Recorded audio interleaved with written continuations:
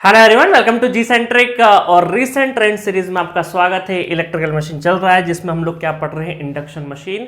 और पिछले 5 सालों में जितने न्यूमेरिकल गेट में आए हैं, जितने वेरिएशन है, उन पे फोकस कर रहे हैं विद ब्रीफ समरी। और इंस्ट्रूमेंटेशन वालों के लिए भी जो 2 साल में कवर हुए हैं वो सबके सब हो चुके हैं। इंडक्शन मशीन 3 फेज ही आपके सिलेबस में, इंस्ट्रूमेंटेशन वाले स्टूडेंट के लिए बात कर रहा हूं, ठीक है। और जो दोनों क्वेश्चंस थे वो हम लोग ऑलरेडी कर चुके हैं। अब सिर्फ और सिर्फ प्योरली इलेक्ट्रिकल के क्वेश्चंस बाकी है। चलो अब चलते हैं। अभी तक एंजॉय कर रहे होंगे सीरीज को। और रैंक बूस्टर कोर्स अगर परचेस नहीं किया तो प्लीज 249 रुपीज में अवेलेबल है। जी सेंटर ऐप पे जाके करिएगा, आपके एग्जामिनेशन में बहुत काम आने वाला है, ठीक है। चलो तो यहां पे स्टार्टर पढ़ते हैं हम लोग। देखो, स्टार्टर एक ऐसा टॉपिक है इंडक्शन मशीन में जहां से 5 से 6 सालों में एक बार क्वेश्चन आता है। और वो क्वेश्चन कई जिस साल भी आता है तो कई बार सरप्राइज हो जाते हैं बहुत सारे स्टूडेंट, क्योंकि स्टार्टर का बहुत ज़्यादा डिटेलिंग पता नहीं होता है, ऊपर ऊपर से फॉर्मूले पढ़ के चले जाते हैं। बट हमने जी सेंट्रिक पे फुल कोर्स में भी स्टार्टर को लाइटली नहीं लिया है। और मैं हमेशा बोलता हूं कि 2007 का पेपर बहुत अच्छा बनाया था और IIT कानपुर ने बनाया था। और उस साल भी स्टार्टर पे 3 क्वेश्चन दिए थे आपको, है ना। कॉमन डेटा टाइप का क्वेश्चन चलता था। अब तो वो ऐसे क्वेश्चन अब नहीं आते गेट में, एक कॉमन डेटा दे देते हैं, उसके ऊपर 2-3 क्वेश्चन दे देते हैं। और सेम सिमिलर टाइप का कॉमन डेटा टाइप के क्वेश्चन 3 क्वेश्चन 2007 का पेपर बहुत अच्छा टफ बना पेपर था, जिसमें अगर 3 क्वेश्चन स्टार्टर से आ जाए और जो स्टूडेंट स्टार्टर पढ़ के चले गया था उसकी बल्ले बल्ले है। तो इसका मतलब है ये टॉपिक बहुत इंपॉर्टेंट है और स्टार्टर का रोल भी बहुत इंपॉर्टेंट है। देखिए, इन जनरल अगर हम लोग DC machine point of view से पढ़ते हैं स्टूडेंट, और मैं पूछता हूं बहुत सारे लोगों को कि स्टार्टर क्यों जरूरी है, तो बहुत सब एक ऑब्वियस आंसर होता है कि sir to limit high starting current. But induction machine में ऐसा नहीं है। आप बिना स्टार्टर के भी इंडक्शन मशीन को स्टार्ट कर सकते हैं, कोई दिक्कत नहीं है। Induction motor is a very rugged motor, है ना। मतलब बोल सकते हैं कि इस तरह की मोटर है जिसको बड़ी आसानी से कुछ नहीं बिगड़ता है, ठीक है। तो स्टार्टर प्राइमरली तौर पे हम लोग हायर स्टार्टिंग करंट को लिमिट करने के लिए इंडक्शन मशीन में यूज नहीं करते हैं। इसको एक और पर्पस के लिए यूज करते हैं कि उस पर्टिकुलर लाइन से जो डिफरेंट कनेक्टेड लोड है उसमें डीप इन, हमारी लाइन में, सप्लाई लाइन में डीप इन वोल्टेज नहीं आए इंडक्शन मशीन की वजह से। इस वजह से हम लोग स्टार्टर यूज करते हैं। पूरी डिटेलिंग वगैरह मैंने हर रैंक बूस्टर में बताया है, डिटेल वर्जन इसका, और नॉर्मल फुल कोर्स में भी मैंने डिटेल वर्जन इसका बताया है, ठीक है। चलिए यहां पे हम लोग बहुत डिटेलिंग नहीं करें क्योंकि रिसेंट ट्रेंड सीरीज का पर्पस है कि सिंपली शॉर्ट में चीजें बता दे। डी ऑयल स्टार्टर पढ़ा, रेजिस्टेंस और रिएक्टेंस स्टार्टर पढ़ा हमने, ऑटो ट्रांसफार्मर स्टार्टर पढ़ा, स्टार डेल्टा। इन चारों में से वैसे तो चारों के चारों इंपॉर्टेंट है, बट सबसे ज्यादा डी ऑयल, क्योंकि ये बेस है ना। यहाँ पे एक फॉर्मूला है I starting T starting upon T full load torque का, ठीक है। और ब्रैकेट में starting current upon full load current का square into S slip full load, है ना। वो फॉर्मूला ऑलरेडी मैं डिराइव करवा चुका हूं आपको। और रेजिस्टेंस और रिएक्टेंस बहुत ज्यादा इंपॉर्टेंट नहीं है। उसके बाद ये ऑटो ट्रांसफार्मर 3 स्टार लगा देता हूं इसके ऊपर, और इसके ऊपर भी 2 स्टार, कभी कभी ये भी पूछ लेते हैं, ठीक है। तो गेट 2022 में ऑटो ट्रांसफार्मर स्टार्टर से क्वेश्चन आता है। और ये क्वेश्चन जब आता है, और जिसने स्टार्टर पढ़ा होगा और मुझसे भी अगर जी सेंटर पे सीरीज देखी होगी, तो सिमिलर हूबहू टाइप का क्वेश्चन हम लोगों ने करा है, ठीक है, हमारे फुल कोर्स के अंदर। चलो अब देखते हैं फटाफट इसमें। 3 phase 415 volt 50 hertz induction motor draws 5 times the rated current at rated voltage at starting, है ना, एट स्टार्टिंग। तो स्टार्टिंग पे ही क्या बोल रहा है ये कि स्टार्टिंग जो है आपका वो कितना है, 5 टाइम्स ऑफ स्टार्टिंग, है ना, किसका, ये मोटर का, है ना। चलो मोटर का ही ड्रॉ करेंगे। मोटर स्टार्टिंग करंट कितना ड्रॉ कर रही है, 5 times of full load current. मतलब हमारे अगर बात करें हमारे इंडक्शन मोटर के हिसाब से तो I2 करंट मतलब उस साइड का करंट है, I2 फुल लोड करंट, है ना, रेटेड करंट एक ही बात है, फुल लोड और रेटेड एक ही बात है, ठीक है। स्टार्टिंग के टाइम पे ही हो रहा है। उसके बाद क्या बोला है, it requires to bring down the starting current from the supply to 2 times of the rated current using a 3 phase auto transformer. अब देखें यहां पे बहुत इंपॉर्टेंट लाइन लिखी, it is required to bring down the starting current from the supply. अब याद होगा आपको कि जब मैंने ऑटो ट्रांसफार्मर पढ़ाया था 2-3 चीजें आपको बताई थी। क्या चीजें बताई थी, देखो यहाँ पे ये बताया था कि स्टार्टिंग करंट जो मोटर का है, मोटर का जो स्टार्टिंग करंट है और लाइन का स्टार्टिंग करंट है, किसका, लाइन का, 2 रिलेशन बताए थे। स्टार्टिंग करंट जो मोटर का है और लाइन का है, दोनों का डिफरेंट डिफरेंट बताया था। मोटर में बताया था कि x times of ISC, x times of ISC, और लाइन का क्या हो जाएगा, x स्क्वायर ISC हो जाएगा, है ना। और ये पूरा डेरिवेशन करके मैंने बताया था कि मोटर क्या करेगा, x times of starting current, है ना, और ये जो लाइन से ड्रॉ होगा वो x स्क्वायर टाइम्स से, और x क्या होता है, ये टर्न रेशो होता है असल में, और जिसकी वैल्यू क्या होती है 1 से छोटी होती है। तो इसका मतलब है कि मोटर जो है x टाइम्स अगर रिड्यूस होगा स्टार्टिंग करंट, मोटर के अंदर जाने वाला जो स्टार्टिंग करंट है वो अगर x टाइम्स से रिड्यूस होगा तो लाइन से जो ड्रॉ होगा वो x के स्क्वायर टाइम्स और रिड्यूस होगा। मतलब अगर पॉइंट, क्योंकि 1 से छोटा मतलब 0.9, 0.3, 0.5 इस तरीके से वैल्यू होगी, तो उसका स्क्वेयरिंग मतलब और छोटी वैल्यू, है ना, और छोटी वैल्यू। तो इसका मतलब है कि लाइन से, सप्लाई लाइन से जो होगा वो और कम हो जाएगा। That is the beauty of auto transformer, है ना। ये पूरे डेरिवेशन हमने सिखाए हैं। चलो, तो अभी हमारे पास क्या है, अभी हमें क्या करना है, सिंपली अभी मैं सिर्फ और सिर्फ इस फॉर्मूले का काम है अभी हमारे पास कि लाइन से जो आने वाला करंट है ना, ये क्या बोल रहे हैं यहाँ पे कि जो लाइन वाला करंट है, ये लाइन स्टार्टिंग जो लाइन है वो कितना है, कितना ड्रॉप हो रहा है, 2 टाइम्स ऑफ रेटेड करंट। मतलब इसको अगर मैं लिखूं तो ये हो जाएगा 2 टाइम्स ऑफ रेटेड करंट, मतलब I2 फुल लोड हमारा रेटेड करंट है, एक्स स्क्वायर ISC, और ISC क्या है, स्टैंड स्टिल, मतलब स्टार्टिंग कंडीशन पे कितना क्या हो रहा है रेटेड का, वो ISC ये हो जाएगा। तो 2 into I2 full load equal to X square, और ISC कितना है 5 times of I2 full load. ठीक है, तो यहाँ पे I2 फुल लोड कैंसिल हो जाएगा, x क्या है वही हमारा टर्न रेशियो, क्योंकि आपसे पूछा क्या है, if the magnetising impedance of the induction motor and no load current of the auto transformer neglected, ये लिखना जरूरी हो जाता है ना, नहीं तो क्लेम कर देते स्टूडेंट, तो वो सारी चीजें नेग्लेक्ट कर दी है। Then the transformation ratio of the auto transformer is given by, मतलब x की वैल्यू पूछिए, ये दोनों कैंसिल हो जाएंगे एक दूसरे से, है ना, ये दोनों आपस में कैंसिल आउट हो गए, तो एक्स स्क्वायर कितना हो जाएगा 2 डिवाइडेड बाई 5, और x हो जाएगा under root 2 by 5, that is 0.63 is the our turn ratio. ठीक है, बड़ा सिंपल सा क्वेश्चन था। इसमें बहुत सारे अलग अलग वेरिएशन वाले क्वेश्चन हमने फुल कोर्स वगैरह में कर रखे हैं, टॉर्क के रिस्पेक्ट में कर रखे हैं, और ये ISC का मतलब क्या होता है, ये सब नोटेशंस वगैरह हर एक चीज मैंने बता रखी है वहां पे। ठीक है, चलो, बाकी मोटर वगैरह वाला आता तो इस तरीके से हम लोग लगाते, लाइन वाला इस तरीके से। तो आप रिंग बूस्टर में भी मैंने 2-3 क्वेश्चन करवाए हैं इसके ऊपर, वो भी जाके आप जरूर देखिएगा। ठीक है, ISC का क्या सिंबल है, स्टैंडर्ड कैसे हम लोगों ने नोटेशंस लिए हैं, सारी चीजें मैंने डिटेल वर्जन में डायग्राम वगैरह सब कुछ ऑटो ट्रांसफार्मर का बना के बताया है। ठीक है, तो बहुत ही सिंपल सा क्वेश्चन था, मुझे करवाने की भी जरूरत नहीं होती, बट गेट 2022 का रिसेंट ट्रेंड सीरीज चल रहा है तो छोटा छोटा क्वेश्चन भी हम लोग करेंगे। ठीक है, चलिए अब आगे बढ़ते हैं। तो स्टार्टर से एक ही क्वेश्चन था, अब कुछ मिसलेनियस पॉइंट पढ़ते हैं हम लोग, मिसलेनियस कॉन्सेप्ट पढ़ते हैं जिनके ऊपर जो पर्टिकुलर किसी टॉपिक से नहीं है, बट इंडक्शन मोटर में एक नॉर्मल कॉमन सेंस बेसिस पे कुछ क्वेश्चंस आते हैं जिसको हम लोग थोड़ा सा मिसलेनियस पैटर्न में रखते हैं, है ना, कि जैसे ये स्टार्टर का क्वेश्चन था, तो हाँ चलो स्टार्टर की एक थ्योरी है पर्टिकुलर, उसके ऊपर आया है। बट कुछ क्वेश्चंस ऐसे होंगे जो मिक्सिंग कॉन्सेप्ट रहेगा, थोड़ा कॉमन सेंस रहेगा, मतलब मिसलेनियस बोल सकते हैं कि इलेक्ट्रिकल इंजीनियरिंग का जो दिमाग बिल्डअप होता है, क्योंकि machine, power system, power electronics, network, analogue, बाकी सब चीजें पढ़ते हैं जिससे कॉमन सेंस डेवलप होता है, उस कॉमन सेंस बेसिस पे कुछ क्वेश्चंस आ जाते हैं। ठीक है, वो ऐसे 2 क्वेश्चन में करवाऊंगा। तो पहला क्वेश्चन तो ये है, आपके सामने है क्वेश्चन नंबर 26, गेट 2022 का बहुत ही पॉपुलर क्वेश्चन। और ये जब मैं अभी आपको चीजों बताऊं, ये क्वेश्चन रीड करूंगा और इसके बारे में जब समझाऊंगा ना, तो जो मुझसे पावर सिस्टम पढ़ा होगा वो बड़ी आसानी से समझ जाएगा। अल्टीमेटली ये है मशीन का क्वेश्चन, पूरी लैंग्वेज वगैरह सब कुछ इंडक्शन मोटर का क्वेश्चन दिखता है, बट असल में ये पावर सिस्टम का कॉन्सेप्ट है। पावर सिस्टम का जो स्टेबिलिटी वाला टॉपिक, अगर वो मुझसे कोई अच्छे से पढ़ा होगा तो ये क्वेश्चन बड़ी आसानी से क्रैक कर ले जाएगा।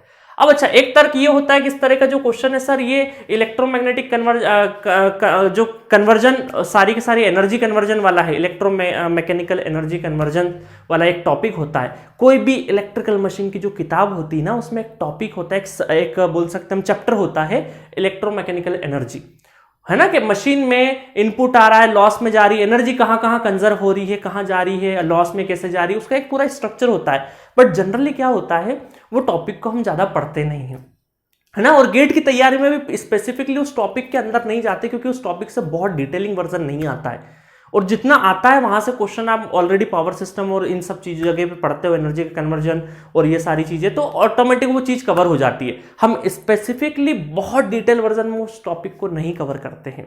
ठीक है, बट क्वेश्चन भी ऐसा नहीं है कि उस टॉपिक से भर भर के आता है, ये क्वेश्चन भी आप देखोगे उस टॉपिक से लेना देना भी नहीं, उसके बिना भी काम हो जाएगा। ठीक है। बट वो अगर टॉपिक आएगा तो और भी आसान है ना, इलेक्ट्रोमैकेनिकल एनर्जी कन्वर्जन वाला जो टॉपिक है वहां से भी हो जाएगा, ठीक है। चलो पढ़ते हैं।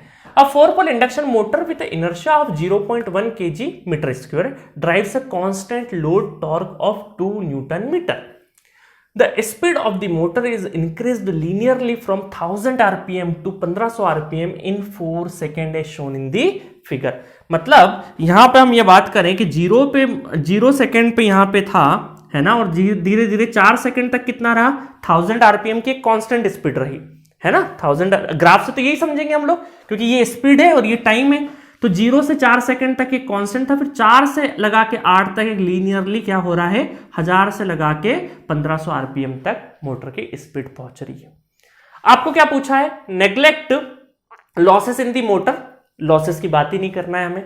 The energy in joule consume by the motor during the speed change, जब आपकी स्पीड चेंज हो रही है तब आप की मोटर जो है वो कितनी एनर्जी ले रही है, किसमें, इन जूल्स, है ना, consume by the motor during speed change,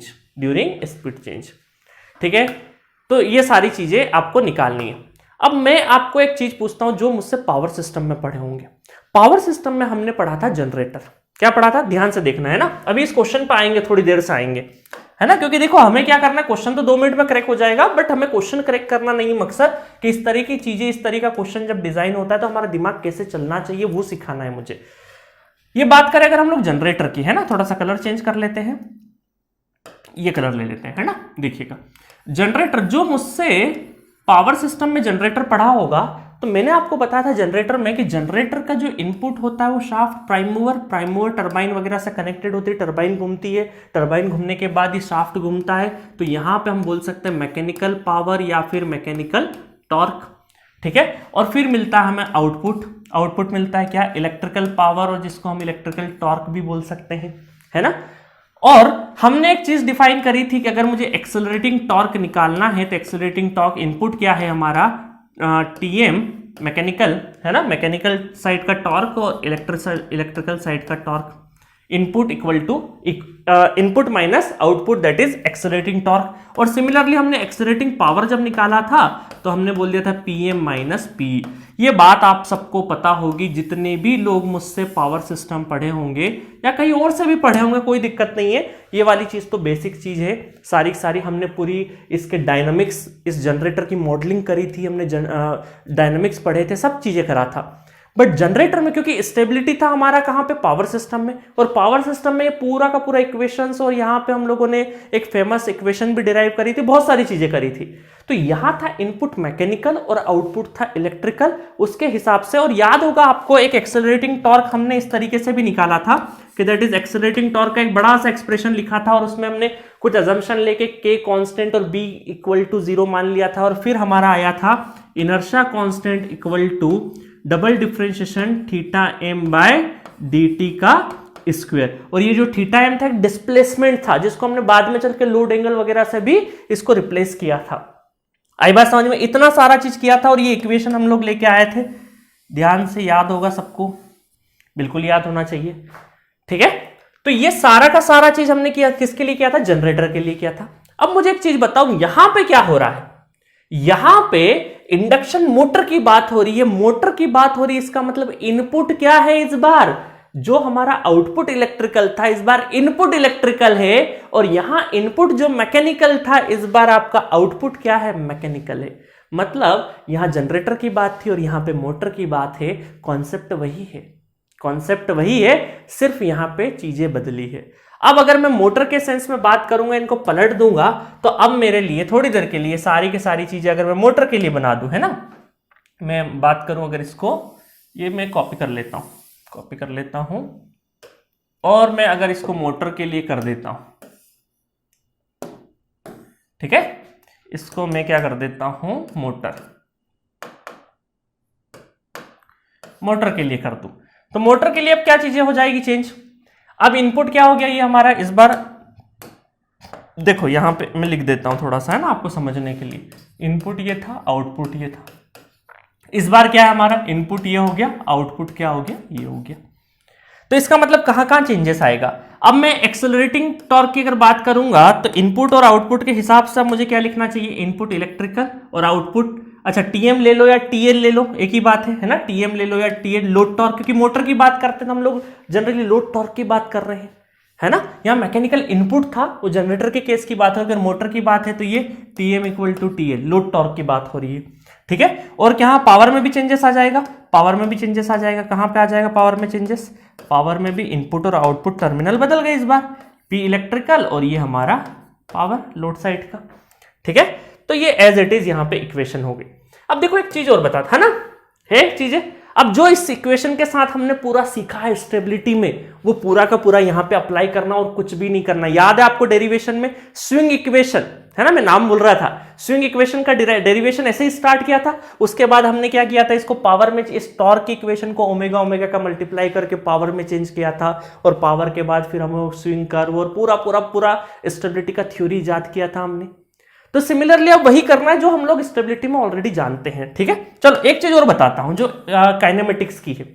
आपने काइनेमेटिक्स में देखा होगा, है ना, काइनेमेटिक्स में आपने देखा होगा कि सर डिस्प्लेसमेंट, वेलोसिटी और एक्सीलरेशन, है ना, ये तीन चीजें पढ़ी हमने काइनेमेटिक्स में। तो डिस्प्लेसमेंट, इसका डिफरेंशिएशन, फर्स्ट डिफरेंशिएशन वेलोसिटी मिलता है, वेलोसिटी का फर्स्ट डिफरेंशिएशन एक्सेलरेशन मिलता है। कोई चाहता है कि सर हमें डायरेक्ट इसका डबल डिफरेंशिएशन कर दे तो भी एक्सेलरेशन मिलता है। ये सारी चीजें काइनेमेटिक्स की है, ये बात पता होनी चाहिए हमें, है ना। तो अगर मैं इसकी जगह डिस्प्लेसमेंट थीटा अगर एम लूं, इसकी ओमेगा ले लूं और इधर एक्सेलरेशन इस तरीके से ले लूं, तो यहां पर भी तो वही चीज अप्लाई होगी कि अगर मैं इसका फर्स्ट डिफरेंशिएशन करूंगा तो ओमेगा मिल जाएगा, ओमेगा का फर्स्ट डिफरेंशिएशन करूंगा तो एक्सेलरेशन हो जाएगा, और एक्सेलरेशन डबल, इसका डायरेक्टली मैं अगर इसका डबल डिफरेंशिएशन कर दूंगा तो एक्सेलरेशन मिलेगा मुझे। तो असल में आगे चल के हम लोग पावर सिस्टम स्टेबिलिटी में एक्सेलरेशन भी निकालते हैं, और डी इसका डबल डिफरेंशिएशन, इसको हम क्या बोल देते हैं आगे चल के एक्सेलरेशन बोलते हैं, और उसका पूरा पूरा एक फॉर्मूला इजाद करते हैं हम लोग, ठीक है। तो क्या मैं इसको, अगर मैं ओमेगा की टर्म में, वेलोसिटी की टर्म में अगर मुझे इसको लिखना है ना, इस एक्सेलरेशन को मुझे वेलोसिटी की टर्म में लिखना है तो D omega by D T भी लिख सकते हैं हम लोग। तो यहां पर हम यह कर देंगे कि टी ए इक्वल टू, क्या हम ऐसा भी लिख सकते हैं, J D omega by D T, है ना, एंगुलर वेलोसिटी की टर्म में भी लिख सकते हैं, बिल्कुल कोई दिक्कत नहीं, यहां पे भी लिख सकते हैं, ठीक है। तो ये तो रहा कॉन्सेप्ट। अब चलेंगे हम लोग हमारे एक्चुअल क्वेश्चन सॉल्विंग पे, ठीक है। ये पूरा का पूरा हमारा क्या रहा, कॉन्सेप्ट रहा, जिसको मैं थोड़ा सा उठा के पूरा इस साइड में पटक देता हूं, ठीक है। तो ये मुझे सिर्फ और सिर्फ रिलेट करवाना था कि कोई आप नई चीज नहीं पढ़ रहे हो, जो हमने स्टेबिलिटी में जनरेटर के साथ में किया है वो अब यहाँ पे मोटर के साथ में करना है, और कुछ भी नहीं है क्वेश्चन में। तो इस क्वेश्चन को तो बहुत आसानी से चीजें की जा सकती है, क्योंकि ग्राफ इतना कॉम्प्लिकेटेड नहीं है, इसका एरिया वगैरह सब कुछ बड़ी आसानी से निकाला जा सकता है। बट मैं आपको थोड़ा सा क्या करूंगा, बेसिक चीजों से बताऊंगा, जिससे कि हमें सिर्फ ये क्वेश्चन करेक्ट करना पर्पस नहीं, इससे रिलेटेड कॉन्सेप्ट को सीखना पर्पस है, ठीक है। चलो अब स्टार्ट करते हैं यहाँ पे थोड़ी देर के लिए कि अब हमारे पास इक्वेशन, जो एक्सेलरेटिंग टॉर्क की इक्वेशन है वो है आपके पास जे क्या है हमारा, इनर्शिया है ना जे, और ये हो जाएगा हमारा D omega by D T, D omega by D T. अच्छा, अब इसको अगर हमें पावर में चेंज करना है, तो पावर में चेंज करना है, इसका मतलब आपने देखा होगा इंडक्शन मशीन में हम लोग क्या करते हैं, torque equal to power divided by omega, है ना।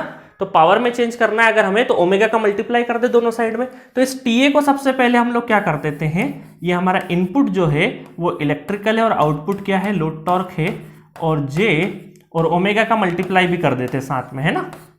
ओमेगा का हम लोग क्या कर देते हैं, मल्टीप्लाई भी कर देते हैं, कोई दिक्कत, एक स्टेप मैंने कम कर दिया डायरेक्टली। अब क्या करेंगे हम लोग, देखना है यहाँ पे अगर हम लोग करेंगे तो ओमेगा इंटू टी, तो ये हमारा क्या हो जाएगा, पावर, पीई पावर हो जाएगा, और ओमेगा इंटू टीएल ये उस साइड में ले जाते हैं, क्योंकि लोड टॉर्क आपका क्या है, कांस्टेंट है, इस वजह से इसको अभी छेड़ते नहीं है हम लोग।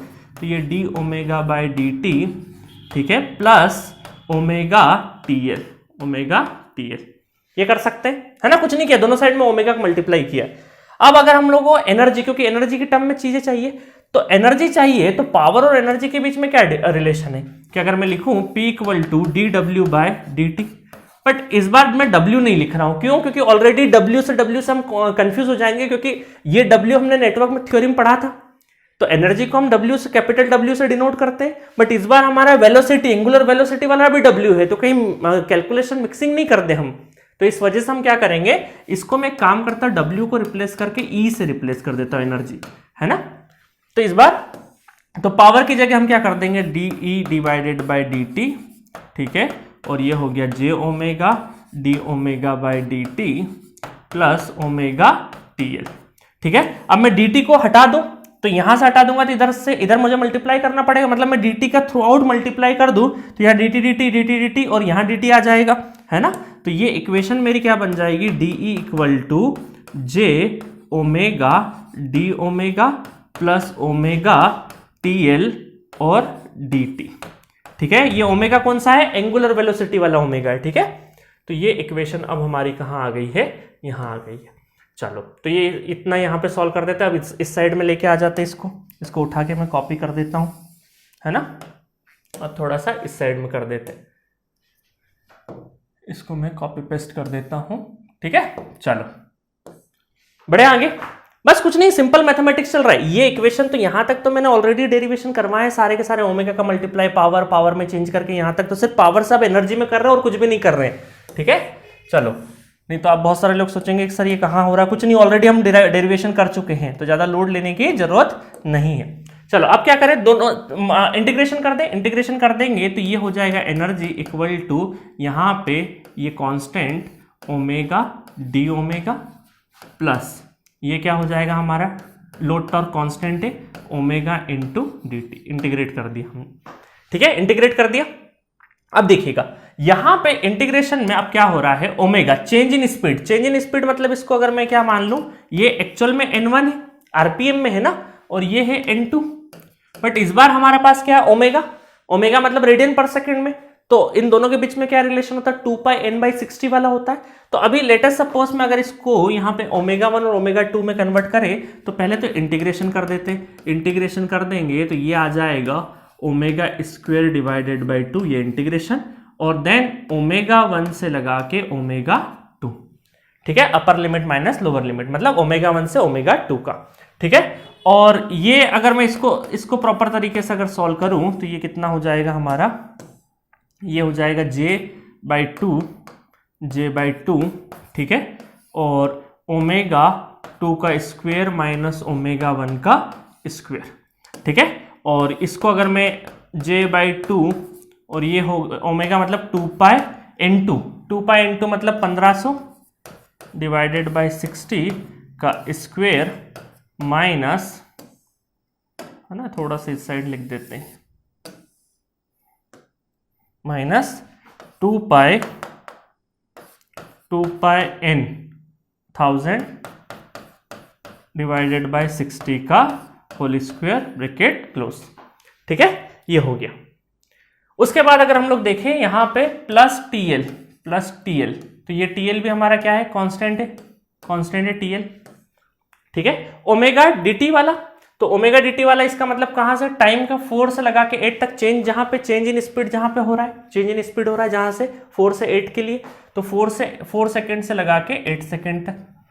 और ये ओमेगा है तो सबसे पहले तो हम क्या करते हैं, इसको एक काम करते हैं, इसको 2πn/60 कर दें, 2πn/60 ठीक है, 2πn/60, और ये हो जाएगा dt, मतलब ये पूरा कांस्टेंट आ गया, और ये हो जाएगा dt सिंपली 4 से लगा के 8 तक, है ना। या तो एक काम, सॉरी, n को अंदर लेना है ना अपने को, क्योंकि स्पीड तो वेरिएशन वाली है, 2πn अंदर रखेंगे और dt, ठीक है, 4 से 8 सेकेंड, ठीक है, क्योंकि हमने n कांस्टेंट बाहर कैसे रख सकते हैं, n तो हमारा क्या है, कांस्टेंट थोड़ी है, वेरिएशन वाला है। तो रेडियन को हमें काय में चेंज करना है, आरपीएम में, 2πn/60 है ना, 2πn/60 किया हम लोगों ने। अब ये टीएल लोड टॉर्क की कितनी वैल्यू सारी रख देंगे हम लोग। अब देखिए यहां पे क्या करना है आपको, अब दो चीजें हैं, या तो आप इस n का क्या करो, n ऑफ टी का पूरा स्ट्रेट लाइन का इक्वेशन y = mx + c, है ना, पूरा इक्वेशन निकालो, इक्वेशन निकालता आती है, कई बार नेटवर्क थ्योरी में हमने सीखा है। या फिर आपके पास एक और तरीका है कि काम करो, आप क्या कर सकते हैं कि n dt है, मतलब यहां से लगा के यहां तक, तो इसका एरिया ना, इंटीग्रेशन मतलब क्या है, एरिया अंडर द कर्व, तो एरिया अंडर द कर्व, तो ये दो एरिया हो गया, है ना, एक ये वाला एरिया और दूसरा वाला ये एरिया, तो इन दोनों एरिया को हम लोग कर सकते हैं डायरेक्टली, है ना, कर लोगे ना। जगह नहीं है बट चलो इधर खींच लेते हैं इसको, थोड़ा स्मार्ट बोर्ड का पूरा फ़ायदा उठा लेते हैं। ठीक है, मैं थोड़ा सा कलर चेंज कर देता हूँ ताकि आपको कैलकुलेशन आसान लगे। तो ये लोड टॉर्क कितना है हमारा 2 न्यूटन, तो ये 2 इंटू 2π/60, ठीक है। और ये एरिया आप कितना है, देखो ये रेक्टेंगुलर का एरिया, रेक्टेंगुलर एरिया मतलब ये 4 इंटू, तो ये 1000 इंटू 4 प्लस 1/2 हाफ, है ना। ये विड्थ कितनी है इसकी 4 इंटू हाइट कितनी है इसकी 1000 चले गया तो कितना बचा ये हाइट, तो 15 में से 500, ठीक है। और इसका पूरा मल्टीप्लिकेशन, तो ये 2 हमारे पास इसकी कैलकुलेशन और इसकी कैलकुलेशन आएगी, ठीक है। तो मैं डायरेक्टली यहाँ पे 2 कैलकुलेशन लिख देता हूँ, इसकी कैलकुलेशन कैलकुलेटर में कर लेते हैं, ठीक है, और लिख देते हैं। तो ये आ जाएगा 684.69, ठीक है, ये वाला कैलकुलेशन। और दूसरी कैलकुलेशन में मेरे पास करी हुई है 1046.66 जूल, ठीक है। और इन दोनों को ऐड कर देंगे 1046.66 जूल। अच्छा, आप में से हो सकता है इसमें से 685 भी आ जाए तो ओके, कोई दिक्कत नहीं है ना, लंबी कैलकुलेशन है तो रेंज भी बड़ी थी। और यहाँ पर भी 1046 की जगह 47 भी किसी का आ रहा है तो कोई दिक्कत नहीं, ओके है। तो यहाँ पे 684.69 प्लस 1046.66, तो ये आ जाएगा आपका 1731.35, है ना। किसी का अप्रोक्सीमेटली 1732 भी आ रहा हो तो कोई दिक्कत नहीं है, ठीक है। तो इस तरीके से आपका ये यहाँ पे पूरा का पूरा मामला खत्म होता है।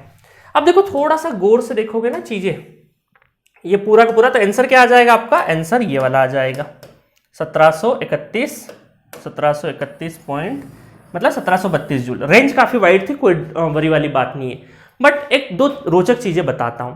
अब इसको ध्यान से देखना थोड़ी देर के लिए, ध्यान से आप देखोगे तो आपको ये पता है यार स्पीड चेंज हो रही है, यहाँ पे स्पीड चेंज हो रही है। आपने जब पावर सिस्टम अगर ध्यान से पढ़ा होगा तो हमने काइनेटिक एनर्जी नाम की भी चिड़िया पढ़ी है, उसको पढ़ा था ½ J ω m²।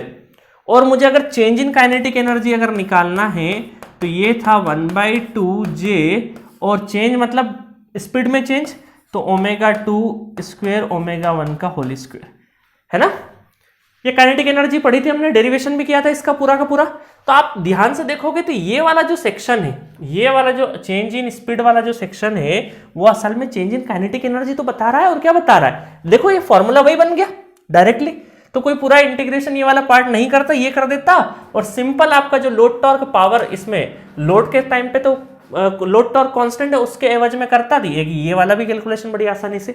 तो कोई स्टूडेंट ये कैलकुलेशन और ये कैलकुलेशन डायरेक्टली करके ऐड करके आंसर ला सकता था, तो भी सही था। एक तरीका और बताता हूं, ये क्वेश्चन बड़ा इंटरेस्टिंग है। आईआईटी ने जो आंसर की दी ना, उसमें 2 आंसर दिए हैं। 2 आंसर कैसे दिए हैं मैं आपको एग्जैक्टली आंसर बता देता हूं कि 2 आंसर किस तरीके से दिए हैं। मेरे पास होंगे अगर वो अवेलेबल, मैं आपको बता देता हूं 2 आंसर कैसे दिए हैं, है ना। अब ध्यान से देखना इसको, इसमें 675 से लगा के 675 टू 700, एक तो ये आंसर दिया है। दूसरा आंसर दिया है आपका 1725 से लगा के 1740 वाला, ठीक है। 2 आंसर दिए हैं। अब देखिए यहाँ पे 2 आंसर का मतलब क्या है, मैं आपको चीज बताता हूं। एक तो आंसर हमारा ओवरऑल जो आंसर आ रहा है 1725, 1740, 1732 वाला भी सही है। किसी स्टूडेंट ने अगर ये आंसर भी इस रेंज में भी लगा दिया होगा, इस रेंज वाला आंसर कौन सा आ रहा है आपका, चेंज इन, जब स्पीड आपकी चेंज हो रही है, स्पीड जब चेंज हो रही है उस एवज में जो 685 वाला है वो आंसर भी लगाया होता सिर्फ और सिर्फ, तो भी उसका सही आंसर मान लिया जाता, है ना। क्योंकि यहां पे स्पीड के साथ साथ जो टाइम के साथ में जो एनर्जी हो रही है वो भी है। और देखो पूरा प्रॉपर तरीके से देखोगे ना तो मोटर अपने पास जो स्टोर करके रख रही, मोटर जो रख रही है चेंज इन स्पीड के दौरान एनर्जी, वो तो है ही है, और प्लस जो लोड को दे रही है, जो लोड कनेक्ट, क्योंकि मोटर, कोई भी मोटर चल रही है अपनी स्पीड वेरी कर रही है, इसका मतलब कोई लोड भी तो कनेक्टेड रहा होगा, तो एक लोड को भी तो जा रहा है एनर्जी कुछ ना कुछ पार्ट। तो अल्टीमेटली मोटर अपने पास कितना कम रख रही है, कुछ लोड को भी दे रही है। बट सप्लाई एंड पे कोई खड़ा होगा तो उसको लगेगा दोनों मोटर ही तो ले रही है, क्योंकि काम तो मोटर ही कर रही है। इस वजह से यहाँ पे 2 आंसर्स थे, ठीक है। हो सकता है आप में से बहुत सारे लोगों को कुछ बातें समझ में नहीं आ रही हो, क्योंकि पावर सिस्टम पढ़ना भी जरूरी है। तो किसी स्टूडेंट ने अगर सिर्फ और सिर्फ ये सोचा होगा कि सर काइनेटिक एनर्जी का फॉर्मूला पता है, चेंज इन स्पीड वाली चीज पता है, और वो सिर्फ और सिर्फ 685 भी लगा के आ गया होगा, तो उसका आंसर करेक्ट मान लिया गया होगा। आईआईटी ने एक थोड़ी सी लिबर्टी दी कि चलो कोई दिक्कत नहीं, जितने इसने इतना दिमाग भी लगा लिया तो उसको भी हम लोग सही आंसर देंगे, बट एक्चुअल आंसर आपका ये होना चाहिए। ठीक है, समझ में आया? तो ये आंसर भी था, ये भी था, अल्टीमेटली ये भी कैलकुलेशन है। और किसी ने सिर्फ और सिर्फ, तो अगर इसका देखें तो जिसने इतना भी सोच लिया होता तो उसका करेक्ट था, सिर्फ 2 स्टेप से आपका आंसर आ जाता। ठीक है, तो मजा आया।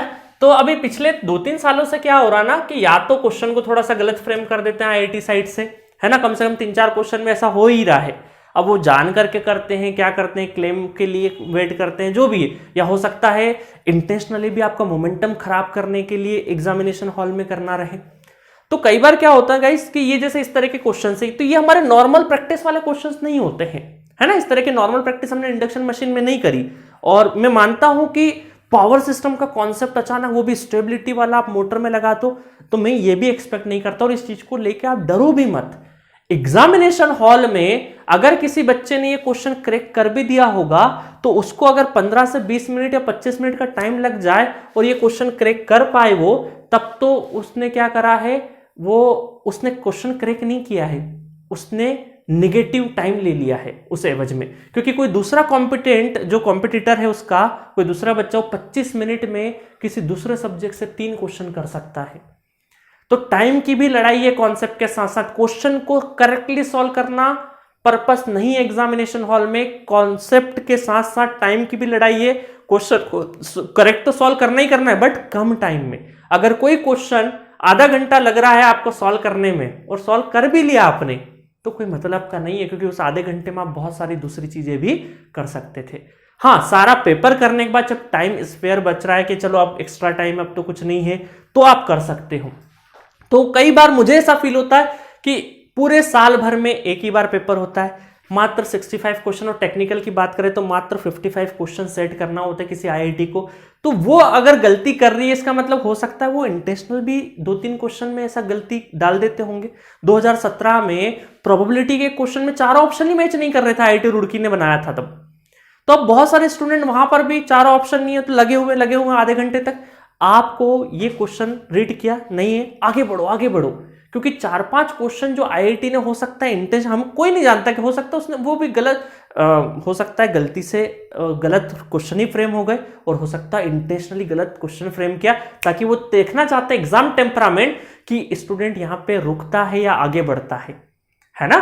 तो आपको क्या करना है, आपको वहां जज नहीं करना है, लड़ने तो नहीं लग जाएंगे। आपको 3 घंटे बाद कोई नहीं पूछेगा कि वापस नारा तो नहीं लगा, वापस पेपर ले लो मेरा, और वहां 3 घंटे में लड़ाई करने का कोई मतलब भी नहीं है। आप तो सिंपल ये फंडा रखो कि क्वेश्चन आ रहा है, इजी और मीडियम लेवल के क्वेश्चन को सबसे पहले खत्म करेंगे पूरे क्वेश्चन में से, पूरे क्वेश्चन पेपर में से। जब वो खत्म हो जाएंगे और टाइम बचेगा, तब इस तरह के क्वेश्चंस पे थोड़ा एडिशनल दिमाग लगाएंगे।